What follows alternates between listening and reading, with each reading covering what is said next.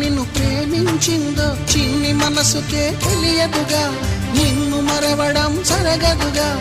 ఎందువల్ల నువ్వు కాదన్నావో ఎదురు ప్రశ్నలే వేయనుగా, ఎదురు చూపులే ఆపనుగా. ఏనాటికో ఒకనాటికి నీ ప్రేమ సాధిస్తా. నిన్ను చూడాలని ఉన్నా, నిన్ను చూడాలని